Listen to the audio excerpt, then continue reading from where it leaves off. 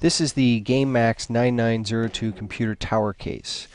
It's actually an extremely nice case with lots of modular parts that really let you put your build together in your own way. They also include a lot of cool extras in here that we'll go over in a little bit. Now, on their website, they go over a lot about the fact that it's activated carbon steel. This is supposed to cut down on radiation, noise, high temperatures, and help with air purification. What I know is it makes it heavier, a lot heavier than an equally sized case made out of plastic. The front side is pretty plain, as they chose to put all of the controls and inputs on the top. You have your power and reset buttons, then two USB 3 slots with nice little rubber stoppers to keep them clean. There are two USB 2 slots here as well. An SD card reader, so you don't need to install another reader. You have a button to turn on and off the case lights. Your controls for all of these fans are right here on the case. You have your front fan control, your top fan, rear fan. All of these have three settings: low, medium, high. And of course, the mic and headphone plugs inputs. Behind all of this is something pretty impressive: a hot swap SATA hard drive connection slot. It opens small for small SSDs and opens wider for standard 500 megabyte and 1 terabyte hard drives. You can hot swap, stick stuff in and pull it out without worrying about turning your machine on and off before installing them. On the back, you see the 4 holes for water cooling, if you're into that. The hole where your motherboard inputs will stick out, and your backside case fan. Below that are 8 expansion slots for all the stuff that you're going to stick on your motherboard. And then the bottom holes are for your PSU. That's your power supply unit. The side panels come off really easily. It's just 2-finger twist screws, and there's a little tab to press, and then it just slides off. Inside the case, you're going to find these 2 fan filters. They have little magnets, so you can stick them anywhere, but they fit best on the top fan to filter the top fan slots. This case is really about keeping your computer cool. It's got lots of fans. Each fan has a filter. The bottom has 2 filters, one for the case fan and one for your PSU fan. The front has 2 filters for the 2 front fans that come with the case. These both also have LEDs. All of these filters are easy to clean. If you're going to replace the actual fan with your own, then that's fairly simple as well. The back fan has 4 screws on the outside. After removing those, the fan pops inward. It's the same with all the fans on this case. The bottom is equally simple with the same setup as the back fan. The top fan has a little catch to it. You have to press down on this little tab and then apply some downward, backward pressure to pop open the top shield. Then remove the 2 magnet fan filters.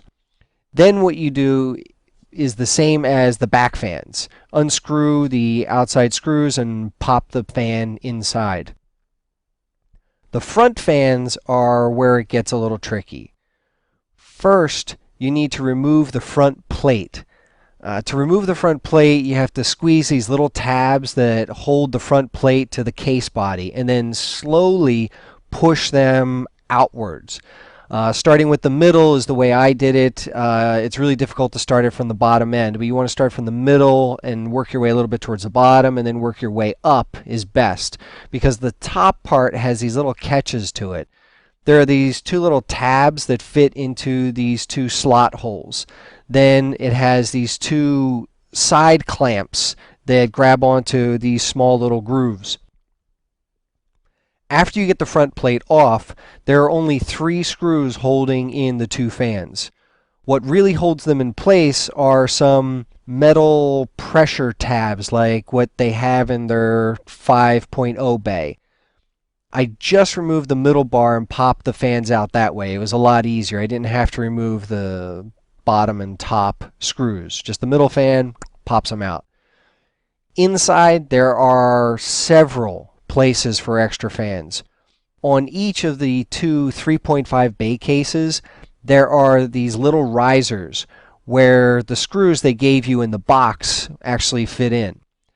With the bottom one, you must make a choice. You cannot have the bottom fan facing up and have the extra fan facing inward. There's no room. You have to remove one of them. You have a choice either blowing up or blowing in. They did this so that you can actually have a larger PSU. If you're going to put a larger power supply unit in there, you can remove that bottom fan. It's pretty easy, and then just rotate it around so that it's facing directly towards your PSU. The upper 5.0 bay can also house another fan that faces your RAM, so to keep your RAM cool. At least in the book they show this, but in the book they also show there's an adapter for this, and in the case I couldn't find any adapter anywhere, so I'm not really sure how this would fit in, but you can see it fits the space fairly easy. On the upper 5.0 bay has this toolless installation. You can see the little twists. Just press in and twist your fingers. There's no screwdriver needed. You can see how a DVD player can just slide right in, and the little pressure tabs keep it still and locked in place. You just line the twist up with the holes. You press in and tighten until it's firmly in place. There are also holes on the other side, so if you really want to lock it in with screws, you also still have that option. Below the 5.0 bays are 8 super modular 3.5 bays. These are truly modular. You can take them apart and do all kinds of stuff with them. The top 4 can slide out as a group to give you more room for a large GPU, or just open up your box to let more air flow easily, and that's what I did with mine. Just press the tabs on the top and bottom and pull out. Inside the top slot in this box are all your little extra goodies. Here we can see them in more detail. There's twist ties, a power adapter, 8-pin to 2 4-pins, Velcro ties for cable management, rubber bumpers. These are for your HDD bays for your installing. These are stickers that stick around these little nubs that hold the hard drive in place. They make for a really snug fit, and they make for a lot less noise. You get 16 of these useless M3 5mm screws. Throw them out and get M3 8mm screws instead. The 5mm screws barely poke out of the hole, and if you get a grip on the hard drive's threads, you're most likely just going to strip them if you apply any force at all, since you're only grabbing the first row of thread. If you have an 8mm screw, then it holds a lot nicely and holds solid. The hex M3s are for your PSU. I'm not sure why they gave you 13 of them. You then get 17 of these washered M3 screws with some paper washers to lock down your motherboard. They give you 8 of these fan screws. These screws are for putting extra fans inside the case, what we talked about with the 3.5 bays. The 3 extra motherboard risers, which you will need if you have a large motherboard, like an Asus Z68V. Then there's your speaker for your motherboard, so your motherboard can go beep beep and tell you what's going on. Last thing in the little box is a GPU support. It's just 5 pieces that go together pretty easy. The top extendable padded piece goes inside an elbow joint, then locks into place with a finger screw. Put this on top of the main arm, drop the long screw inside, then attach it to the slider inside the case. It's got these little nubs to help it stay in place and give you some help getting it into the proper spot. You can see how just a few little twists with the screwdriver and you get some help with your GPU. Or rotate it around and support your much longer GPU. Getting back to the Modular 3.5 bays. This is one of the drawers. It's open enough to let lots of airflow around whatever you install in it. Those little rubber donuts stick to these little nubs on the sides and make for a solid, snug fit for your hard drive. The drawer has a lot of labels on it, so you can't really go wrong with your install. All the 3.5 HDD holes are clearly marked, as well as the 2.5 HDDs and your SSDs holes are also clearly marked if you want to install those. On the opposite side, there are these little 9s and 8s. They let you know where to put the screws if you're installing a 9 centimeter fan or an 8 centimeter fan. This would be blowing up or down. If you decide to remove the top group of 4 to make some room in your case, you do not have to lose 4 whole slots for your drives. The tabs that the top group of drawers locks into can be screwed into the base of one of those individual drawers, and then that drawer can lock in the same as that top section locks in. I would suggest putting a solid state drive there because you will get some rattle with a standard 3.5 hard drive. It's just because it's clipped in, it's not screwed in or held firmly in place with a clamp. It just kind of pops in. The cables that come with the case are only the cables that allow your case to talk to your motherboard and power your fans. The cables you will be plugging into your motherboard are the large blue USB 3.0 connection. This is for the 2 USB 3.0 slots on the front of your case. The black serial ATA cable that runs the hot swap docking port for the HDD on the top of the case. You have a double-headed sound cable. One has an AC97 on it. This is for standard audio. The other head has HD audio written on it. You can only use one of these. And most of the newer motherboards have HD audio, so that is the one you want to use if you have the option. Then the standard USB 2.0 cable. This one runs the USB 2 slots on the front of your case.